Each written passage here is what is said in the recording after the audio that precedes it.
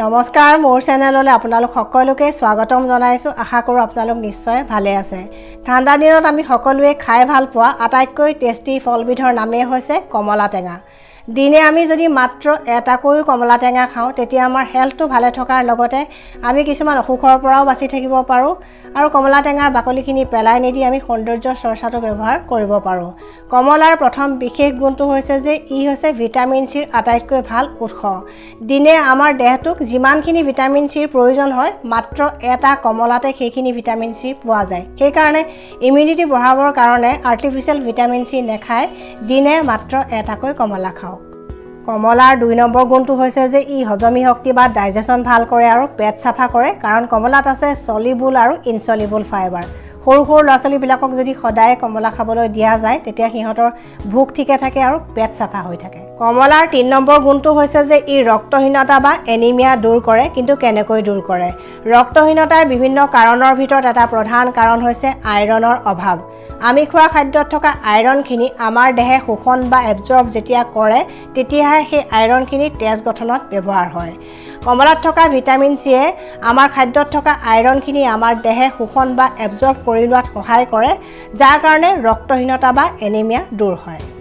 কমলাৰ 4 নম্বৰ গুণটো হৈছে যে ই আমাৰ স্কিনখন ধুনীয়া আৰু গ্লোয়িং কৰি ৰাখে কাৰণ কমলাত আছে ভিটামিন সি আৰু এন্টিঅক্সিডেন্ট যিয়ে আমাক প্ৰটেকশ্যন দিয়ে ফ্ৰী ৰেডিকেলৰ ক্ষতিকাৰক প্ৰভাৱৰ পৰা ফ্ৰী ৰেডিকেলে আমাৰ স্কিনত বহুতো সমস্যাৰ সৃষ্টি কৰে আৰু কমলা খালে আমাৰ স্কিনত কোলাজেনৰ উৎপাদনতো সহায় হয় যি কোলাজেনে আমাৰ স্কিনখন টাইট কৰি ৰাখে আৰু ভিটামিন সি আৰু এন্টিঅক্সিডেন্টে এন্টি এজিং হিচাপেও কাম কৰে অৰ্থাৎ মুখত সোনকালে বয়সৰ ছাপ পৰিবলৈ নিদিয়ে সেই কাৰণে এখন ধুনীয়া স্কিন যদি আপুনি বিচাৰে তেন্তে দিনে এটাকৈ কমলা খাওক কমলাৰ 5 নম্বৰ গুণটো হৈছে যে ই গাম ব্লিডিং বা দাঁতৰ আলুৰ পৰা তেজ ওলোৱাৰ সমস্যা উপশম কৰে গাম ব্লিডিঙৰ বিভিন্ন কাৰণৰ ভিতৰত এটা প্ৰধান কাৰণ হৈছে ভিটামিন সিৰ অভাৱ বা ডেফিচিয়েন্সি কমলা হৈছে ভিটামিন সিৰ আটাইতকৈ ভাল উৎস যিয়ে এই ভিটামিন সি ডেফিচিয়েন্সিটো নাইকিয়া কৰি দাঁতৰ আলুৰ পৰা তেজ ওলোৱাৰ সমস্যাত সুফল দিয়ে কমলাৰ 6 নম্বৰ গুণটো হৈছে যে ই প্ৰাকৃতিক ORS আৰু প্ৰাকৃতিক মাল্টিভিটামিনৰ দৰে কাম কৰে কমলাৰ ৰস শিশু আৰু গৰ্ভৱতী মহিলাকে ধৰি সকলোৰে কাৰণে উপকাৰী কাৰণ ই আমাৰ দেহত বল আৰু শক্তি প্ৰদান কৰে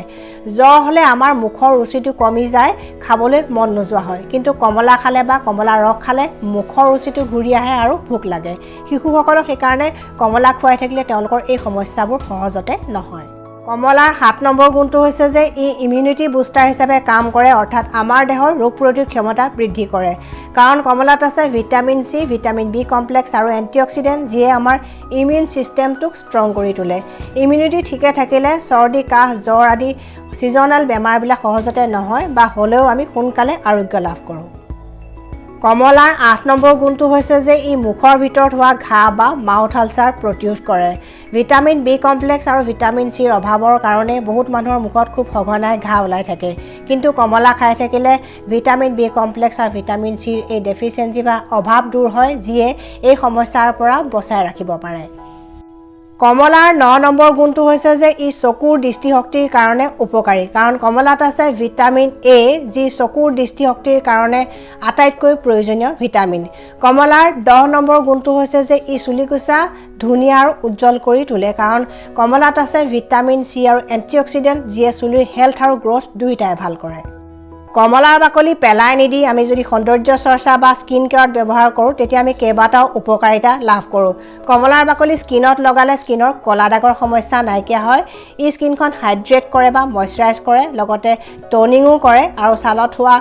খুতুৰা পৰা সমস্যা বা ফাইন লাইনছ বা ৰিংকলছৰ সমস্যাও কম কৰে আৰু ছালৰ বহুতো সমস্যাই ভাল কৰে সেইকাৰণে কমলাৰ বাকলি ভালদৰে ধুই শুকুৱাই গুৰি কৰি লৈ এটা এয়াৰটাইট কণ্টেইনাৰত ৰাখিব লাগে যাতে আমি গোটেই বছৰ ইউজ কৰিব পাৰোঁ মাজে ৰ'দত দি থাকিলে কমলাৰ বাকলিৰ গুৰি কেতিয়াও বেয়া নহয় আৰু যিবোৰ আমি হোমমেড ফেচ পেক বা বডি স্ক্ৰাব ইউজ কৰোঁ তাতে আমি কমলাৰ বাকলি যদি মিহলাই লওঁ তেতিয়া